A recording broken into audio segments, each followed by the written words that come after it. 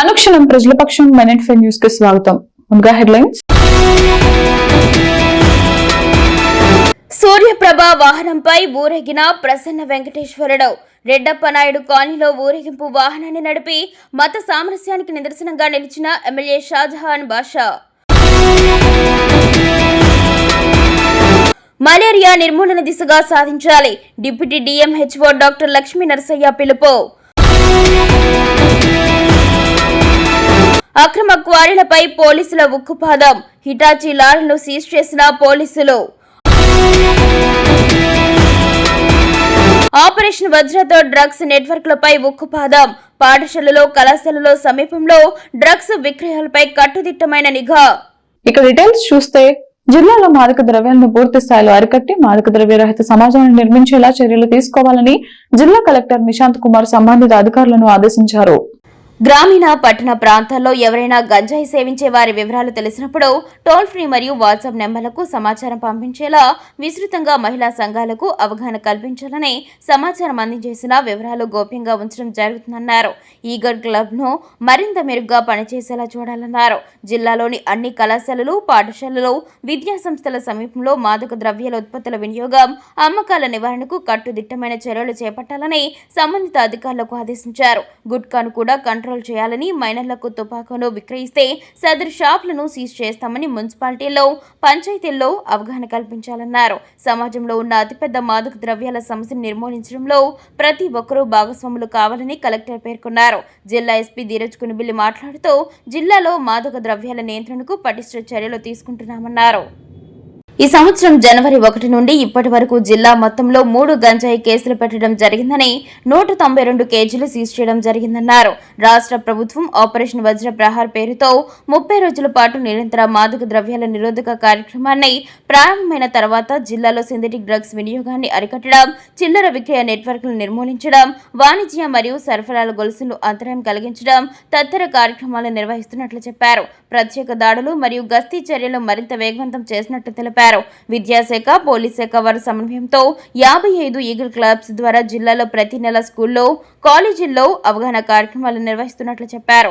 ఈ సమావేశంలో additional SP Venkatadri, జిల్లా రవాణా శాఖ అధికారి డిఈఓ, డిఎంహెచ్ఓ, మదనపల్లె ప్రభుత్వ జనరల్ ఆసుపత్రి additional DCHS, provision and excise శాఖ అధికారులు, జిల్లా అధికారులు, డిఎస్పీ, ఎస్హెచ్ఓలు తదితరులు పాల్గొన్నారు. మదనపల్లిలో వెలసిన ప్రసన్న వెంకటేశ్వర స్వామివారి బ్రహ్మోత్సవాల్లో భాగంగా నేడు శ్రీనివాసుడు సూర్యప్రభ వాహనంపై ఊరేగాడు. రెడ్డప్పనాయుడు కాలనీ భక్తులు ఉభయదారులుగా తమ కాలనీలో సూర్యప్రభ వాహనంపై ఊరేగిన శ్రీనివాసుని భక్తి శ్రద్ధలతో పూజలు నిర్వహించారు. రెడ్డప్పనాయుడు డెవలప్మెంట్ అసోసియేషన్ కమిటీ సభ్యులు ఆహ్వానం మేరకు ముఖ్య అతిథిగా పాల్గొన్న ఎమ్మెల్యే షాజహాన్ బాషా స్వామివారి వాహనాన్ని నడిపి సందడి చేశారు. ఈ సందర్భంగా ఆయన మీడియాతో మాట్లాడుతూ భక్తి శ్రద్ధలతో రెడ్డప్పనాయుడు కాలనీ అసోసియేషన్ ఆధ్వర్యంలో నిర్వహించిన సూర్యప్రభ వాహన సేవ ప్రజల్ని ఎంతగానో ఆకర్షించిందని, స్వామివారి ఆశీస్సులతో మదనపల్లి నియోజకవర్గ ప్రజల సుఖ సంతోషాలతో ఆనందమయమైన జీవితాన్ని గడపాలని ఆకాంక్షించారు.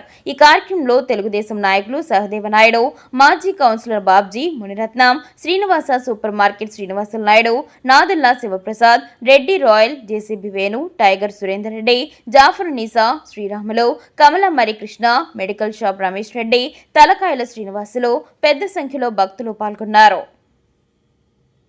విశాఖపట్నంలో రాష్ట్ర బాక్సింగ్ పోటీలకు ఎంపికైన యోధా మార్షల్ ఆర్ట్స్ అకాడమీ బాక్సర్లను ఎమ్మెల్యే షాజహాన్ బాషా అభినందించారు.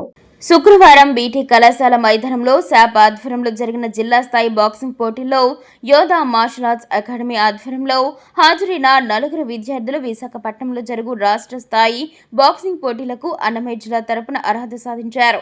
ఈ విషయాన్ని ఎమ్మెల్యే షాజహాన్ బాషా దృష్టికి తీసుకువెళ్లగా ఆయన విద్యార్థులైన గగన్, పూర్ణేంద్, వెంకటలక్ష్మి, భాస్కర్ నాయకులను అభినందించారు. ఈ కార్యక్రమంలో యోధా మార్షల్ ఆర్ట్స్ అకాడమీ స్థాపకులు యోధా సతీష్ ఉన్నారు. ఈ సందర్భంగా ఎమ్మెల్యే మాట్లాడుతూ అన్నమయ్య జిల్లా తరపున రాష్ట్ర స్థాయి బాక్సింగ్ పోటీలకు అర్హత సాధించిన యోధా మార్షల్ ఆర్ట్స్ అకాడమీ విద్యార్థులు తమ ప్రతిభను రాష్ట్ర స్థాయిలో చాటి మన జిల్లాకు పేరు తీసుకురావాలని కోరారు.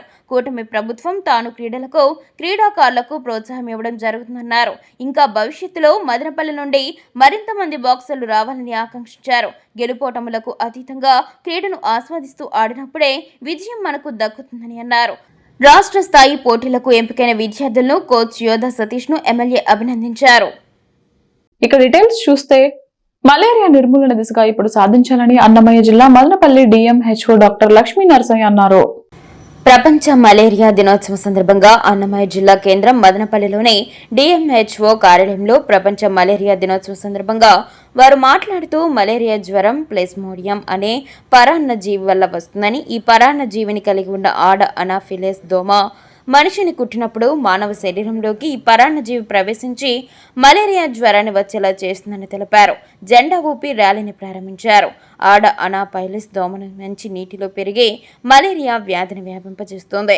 ఇందులో 4 రకాలుంటాయి. మొదటిది వైవాక్స్ మలేరియా, రెండోది పాల్సిఫారం, మూడవది ఓవల్, 4వ రకం మలేరియా పాలసీపెరం. ఇది అత్యంత ప్రమాదకరం. దీని బారిన పడిన వారు చలి, జ్వరము, తలనొప్పి, ఒళ్ళు నొప్పులు, తీవ్రంగా వణకడము, కండరాల బలహీనత, ఛాతిలో నొప్పిగా ఉండడం, దగ్గు, చెమటలు పట్టడం, వాంతులు, విరోచనాలు, నీరసంగా ఉండడం, ఆయాసం లాంటివి రావడం లాంటి లక్షణాలతో బాధపడతారని, గర్భిణీల్లో చిన్న పిల్లలు ఈ వ్యాధి తీవ్రతకు ఎక్కువగా గురవుతారని తెలిపారు. పెరగకుండా ప్రతి శుక్రవారం డ్రై డే పాటిస్తాను.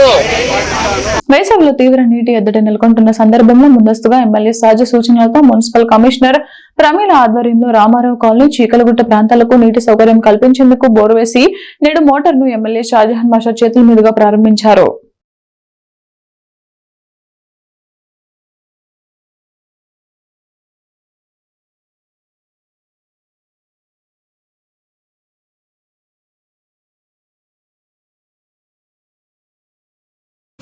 రామారావు కాలనీ, చీకలగుట్ట, శివాజీ నగర్ మరి పైన ఉన్న పరిసర ప్రాంతాల్లో అంతా ముజీబ్ నగర్ బెల్ట్ అంతా నీటి ఎద్దడి ఉంది. దానికి నివారణ కోసం దాదాపు ఒక 6 పాయింట్లు కమిషనర్ ఐడెంటిఫై చేయడం జరిగింది. 6 పాయింట్లు బోర్లు పెట్టాము. ఇప్పుడు ఫస్ట్ బోర్ ఇక్కడ సక్సెస్ అయింది. 2.5 ఇంచు నీళ్లు వస్తున్నాయి దాదాపు. ఇప్పుడు తక్షణం ఇంటర్లింక్ కూడా ఇప్పుడే చేస్తున్నారు. ఇంటర్లింక్ చేసి ప్రజలకు అంకితం చేస్తాము. ఇప్పుడు ఏదైతే 10 రోజు 12 రోజులు అయిపోయింది రామారావు కాలనీ, చీకలగుట్ట సరౌండింగ్ బెల్ట్ అంతా. సో దానికి పైన ఉన్న పంచాయతీలో కూడా బోర్లు ఏమని చెప్పడం జరిగింది. ఇక్కడ ఈ పక్క కూడా బోర్లు ఏమని చెప్పాము. ఇదే కాకుండా జిందాల్ వాళ్ళకి దాదాపు మదనపల్లి సమ్మర్ స్టోరేజ్ ట్యాంక్ నుంచి హెచ్ఎన్ఎస్డి నుంచి 23 కోట్ల రూపాయలతో టెండర్ ఫ్లోట్ అయింది. వాళ్ళు సక్సెసర్ బిడ్డర్గా జిందాల్ వాళ్ళు వచ్చారు. తప్పకుండా ఆ వరకు కూడా ఇప్పుడు త్వరలో స్టార్ట్ చేయబోతున్నారు. రాష్ట్ర వ్యాప్తంగా అక్కడి నుంచి పెద్దలు చంద్రబాబు నాయుడు గారు, లోకేష్ గారు ఆధ్వర్యంలో చేస్తున్నారు. ఇప్పుడు ఏదైతే ఉన్నదో ప్రభుత్వం చాలా స్పష్టంగా ఉంది. ప్రతిరోజు ఒక కార్యాచరణ ఉంది. మదనపల్లి పట్టణం నడిబొడ్డున ఉన్న బహుళ కాలువలను పరిశుభ్రం చేసే కార్యక్రమాన్ని మదనపల్లి ఎమ్మెల్యే షాజహాన్ బాషా కొబ్బరికాయ కొట్టి ప్రారంభించారు. మున్సిపల్ కమిషనర్ ప్రమీల ఆధ్వర్యంలో నిర్వహించిన కార్యక్రమానికి పెద్ద ఎత్తున తెలుగుదేశం పార్టీ నేతలు పాల్గొన్నారు. జేసీబీ వాహనాలతో పట్టణంలోని బహుదా కాలువల్లో 30 లక్షల రూపాయల వ్యయంతో పరిశుభ్రం చేసేందుకు పనులను ప్రారంభించడం జరుగుతుందని తెలిపారు. కూటమి ప్రభుత్వం పట్టణాల అభివృద్ధికి క్రియాశీలకంగా పనిచేస్తుందని ఎమ్మెల్యే షాజహాన్ బాషా తెలిపారు. ఈ కార్యక్రమంలో సచివాలయ సిబ్బంది, తెలుగుదేశం పార్టీ కార్యకర్తలు పాల్గొన్నారు.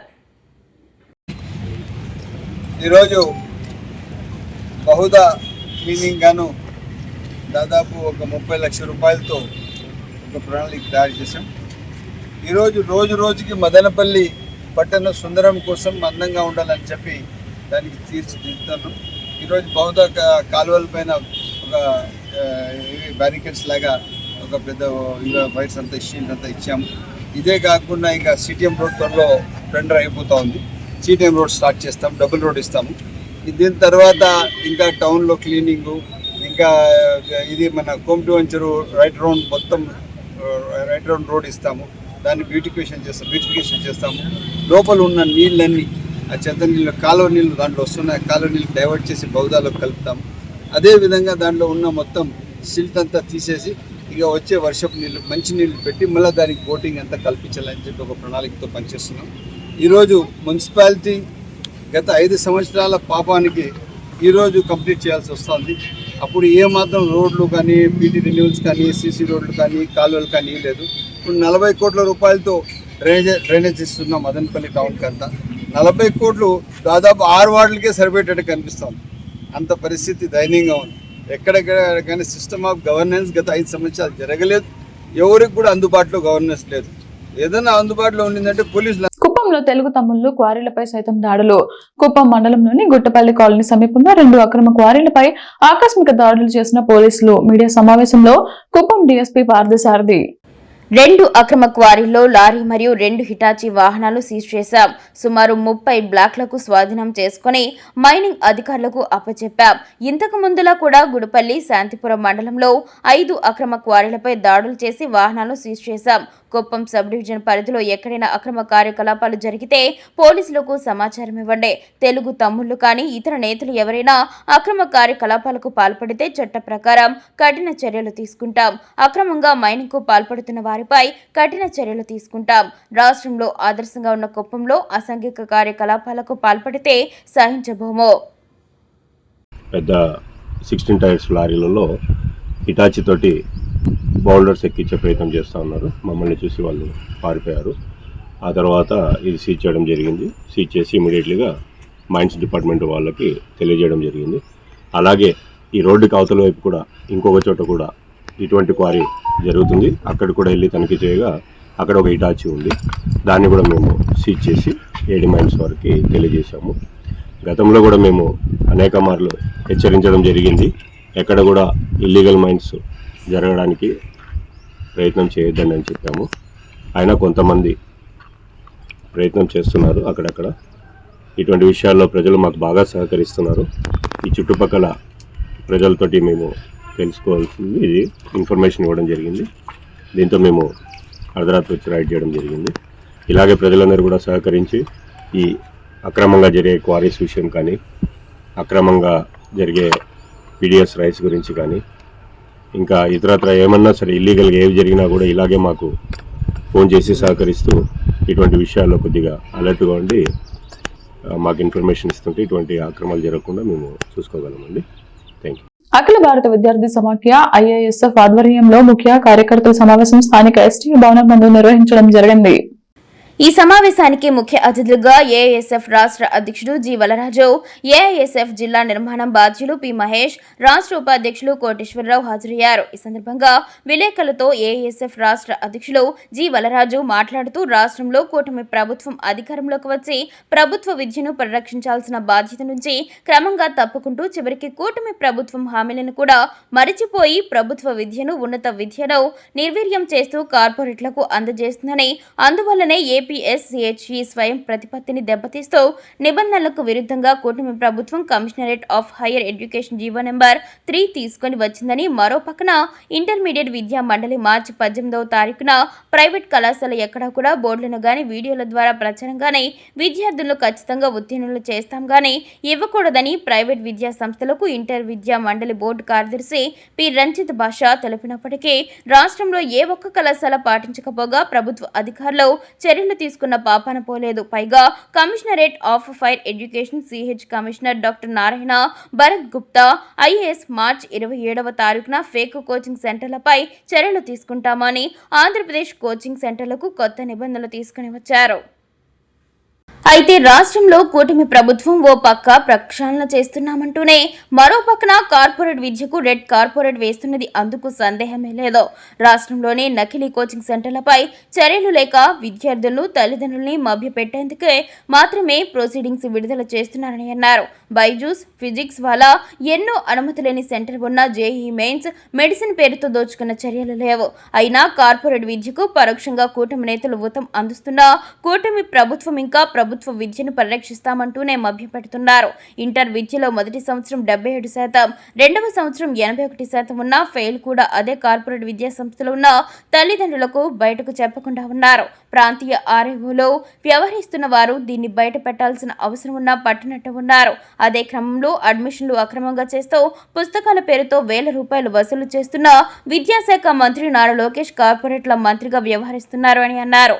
ఇప్పటికీ విద్యాశాఖ మంత్రి ఇచ్చిన హామీ ఫీజు ఫీజు రీయింబర్స్మెంట్ బకాయిలు విద్యార్థులు వేధింపులకు గురి చేస్తున్నాయన్నారు. విడుదల చేస్తామని చెప్పిన 1200 కోట్లలో కూడా ఇంకా పెండింగ్ లో ఉండడం, 2024-25 విద్యా సంవత్సరానికి చెల్లించకపోవడం వల్ల ప్రభుత్వ పెద్దల ఆదేశాలు వచ్చి నా విద్యార్థులకు కష్టాలు మాత్రం తప్పలేదని అన్నారు.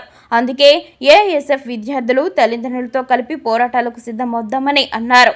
అనంతరం ఈ సమావేశంలో ఏఐఎస్ఎఫ్ జిల్లా కార్యదర్శి మాధవ్, జిల్లా నాయకులు Munna, Lokesh, AISF girls convener Gangarani, co convener Navyasri, Tarun, Gani, Amrutha తదితరులు పాల్గొన్నారు. ప్రభుత్వం మాత్రం ఈ ఫెయిల్ పర్సెంట్ను బయట పెట్టకుండా విద్యార్థులను, తల్లిదండ్రులను, సమాజాన్ని మోసం చేస్తూ ఈ చీకటి వ్యాపారానికి విద్యాశాఖ మంత్రి ఒత్తాస పలుకుతూ ఇవాళ ఈ చీకటి వ్యాపారంలో భాగం పంచుకుంటూ మోసం చేస్తా ఉన్నారు. ప్రభుత్వ విద్యను పరిరక్షించాలని చెప్పి ఆల్ ఇండియా స్టూడెంట్ ఫెడరేషన్ గా మేము డిమాండ్ చేస్తా ఉన్నాం. అందువల్ల ఏదైతే ఫెయిల్ పర్సెంట్ ఉందో ఈ ఫెయిల్ పర్సెంటేజ్ ను కూడా బయట ఉన్నటువంటి సమాజానికి తెలియజేయాల్సినటువంటి అవసరం ప్రభుత్వం పైన ఉందని చెప్పి ఈ సందర్భంగా హెచ్చరిక చేస్తా ఉన్నాం. ఏదైతే కమిషనరేట్ ఆఫ్ హైయర్ ఎడ్యుకేషన్ ఇచ్చినటువంటి ప్రొసీడింగ్స్ ఏవైతే ఉన్నాయో ఇవాళ నకిలీగా ఉన్నటువంటి కోచింగ్ సెంటర్లు, ఈ కోచింగ్ సెంటర్ల పైన చర్యలు తీసుకోవాలి.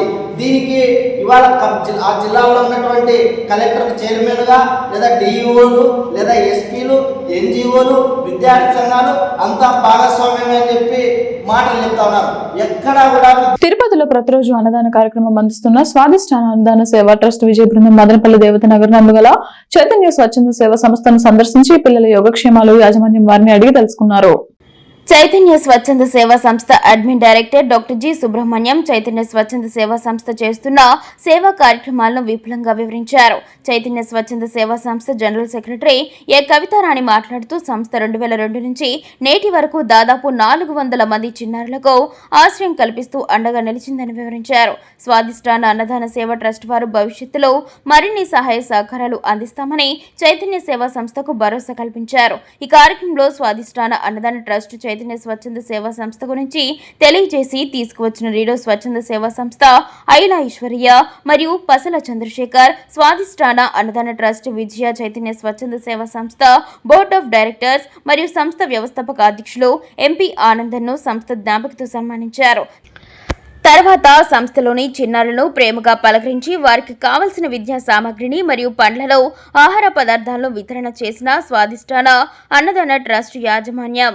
మదనపల్లి సమీపంలో గల మిట్స్ డీమ్డ్ యూనివర్సిటీలోని కంప్యూటర్ సైన్స్ అండ్ ఇంజనీరింగ్ విభాగం ఆధ్వర్యంలో బీటెక్ మొదటి సంవత్సరం విద్యార్థులు మరియు అధ్యాపకుల బృందం కలిసి ఇండస్ట్రియల్ విజిట్ లో భాగంగా బెంగళూరులోని ప్రతిష్టాత్మక ఐటీ సంస్థ అయిన మైక్రోసాఫ్ట్ కంపెనీను సందర్శించారు. విద్యార్థులకు పరిశ్రమలోని ప్రత్యక్ష అనుభవం మరియు ఆధునిక పరిశోధనలపై అవగాహన కల్పించడం ఈ విజిట్ ప్రధాన లక్ష్యంగా నిర్వహించారు. ఈ సందర్శనలో కంపెనీ ప్రతినిధులు ఆశా హోల్లా మరియు అఖిల్ విద్యార్థులకు ఏజెంటిక్ ఏఐ అంటే ఏమిటి, అది ఎలా పనిచేస్తుంది అనే అంశాలను సులభంగా వివరించారు. స్వయంచాలకంగా నిర్ణయాలు తీసుకునే ఏఐ వ్యవస్థలు ఎలా పనిచేస్తాయో, వాటిని వాస్తవ జీవితంలో ఎలా ఉపయోగించవచ్చో తెలియజేశారు. అదేవిధంగా కృత్రిమ మేధస్సు, క్లౌడ్ టెక్నాలజీల వంటి ఆధునిక సాంకేతిక పరిజ్ఞానాలపై అవగాహనాత్మక మరియు ఇంటరాక్టివ్ సెషన్ నిర్వహించారు. అలాగే మైక్రోసాఫ్ట్ సంస్థల్లో కొనసాగుతున్న పరిశోధనలపై కూడా విద్యార్థులకు అవగాహన కల్పించారు. ముఖ్యంగా కృత్రిమ మేధస్సు, machine learning, data science, cloud computing, cyber security, big data analytics, natural language processing, quantum computing వంటి అత్యాధునిక రంగాల్లో విస్తృత స్థాయిలో పరిశోధనలు జరుగుతున్నాయని తెలిపారు. విద్యార్థులు జనరేటివ్ ఏఐ వంటి నూతన సాంకేతిక పరిజ్ఞానాలపై అవగాహన పెంపొందించుకుని భవిష్యత్ కెరీర్కు అవసరమైన నైపుణ్యాలు అభివృద్ధి చేసుకోవడం ద్వారా మంచి ఉద్యోగ అవకాశాలు పొందవచ్చని సూచించారు. ఈ కార్యక్రమంలో డాక్టర్ జెనిఫర్, జె విశ్వనాథ్ల అధ్యాపక బృందం మరియు 50 విద్యార్థులు పాల్గొన్నారు. అనుక్షణం ప్రజల పక్షం మెనెట్ న్యూస్ ఇంతటితో సమాప్తం. తిరిగి రేపటి బులెటిన్ లో మళ్ళీ కలుద్దాం. అంతవరకు సెలవు. నమస్కారం.